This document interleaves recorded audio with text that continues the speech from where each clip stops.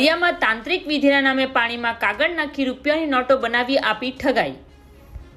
5 કરોડ બનાવી આપવાની લાલચ આપી યુવક પાસેથી રૂપિયા 2,15,000 પડાવી લીધા। પેપરના બંડલો આપી અસલી નોટોની જગ્યાએ ભારતીય મનોરંજન બેંક નામના લેખવાળી નકલી નોટો પધરાવી। વલસાડ જિલ્લાના પારડી તાલુકાના એક યુવક સાથે તાંત્રિક વિધિ દ્વારા રૂપિયા 5 કરોડ બનાવી આપવાની લાલચ આપી કુલ્લે રૂપિયા 2,15,000ની મોટી ઠગાઈ થઈ હોવાનો કિસ્સો સામે આવ્યો છે, જેનાથી સમગ્ર વિસ્તારમાં ચકચાર મચી ગઈ છે। પારડી તાલુકાના પરિયા ગામે બરવાડી ફળિયા ખાતે રહેતા પ્રિતેશ કુમાર કૃષ્ણભાઈ પટેલ છેલ્લા 4 વર્ષથી પપ્પુ ઓટો ગેરેજ ચલાવે છે।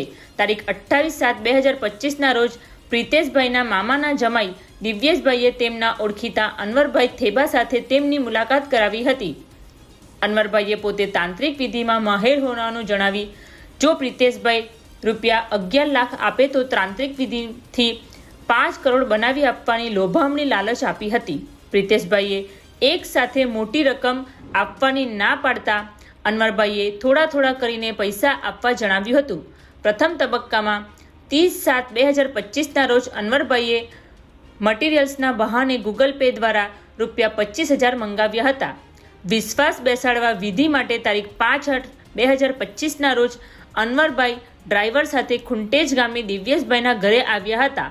ત્યાં તેમણે પાણીની ટાંકીમાં શેમ્પૂ, ગુલાબજળ, સાબુ પાવડર નાખી ફીણ બનાવ્યું હતું। ત્યારબાદ કાગળના બંડલ પાણીમાં નાખી તેને ઘસ્યા અને રૂપિયા 20 અને 500 રૂપિયાની વાસ્તવિક નોટો બહાર કાઢી બતાવી હતી। આ જોઈને પીડિતને વિશ્વાસ બેસી ગયો હતો અને તેણે રોકડામાં 75,000 રૂપિયા આપી દીધા હતા।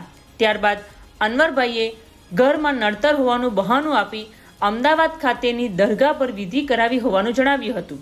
વધુમાં 1 લાખની માંગણી કરતા પ્રિતેશભાઈએ તબક્કાવાર ગૂગલ પે દ્વારા રૂપિયા 1,15,000 અનવરભાઈને મોકલાવ્યા હતા। બાકીના 50,000ની વાતચીત સાથે તારીખ 14/10/2025ના રોજ પ્રિતેશભાઈ તેમના બનેવી અને મિત્ર સાથે અમદાવાદ ગયા હતા। CTM 4 રસ્તા પાસે અનવરભાઈએ કારમાં એક કોથળીમાં રૂપિયા 500ની નોટોના બંડલો બતાવી અને પ્રિતેશભાઈ પાસેથી બાકીના 50,000 અંતે 15,000 વધુ ગૂગલ પે દ્વારા ટ્રાન્સફર કરાવી લીધા અને કોથળી લઈને બીજા દિવસે ખોલવા જણાવ્યું હતું। પ્રિતેશભાઈએ જ્યારે કોથળી ખોલી ત્યારે તેમાંથી 80 બંડલો નીકળ્યા, જેમાં માત્ર 5 બંડલોની ઉપરની બાજુએ રૂપિયા 500ની અસલી નોટ હતી। બાકીની તમામ નોટો પર ભારતીય મનોરંજન બેંક લખેલું હતું। આમ અનવરભાઈએ તાંત્રિક વિધિના નામે કુલ્લે રૂપિયા 2,15,000 પડાવી લઈ પ્રિતેશભાઈ સાથે છેતરપિંડી આચરી છે। પોલીસે અજાણ્યા અનવરભાઈ વિરુદ્ધ કાયદેસરની ફરિયાદ નોંધી તપાસનો ચક્રો ગતિમાન કર્યા છે।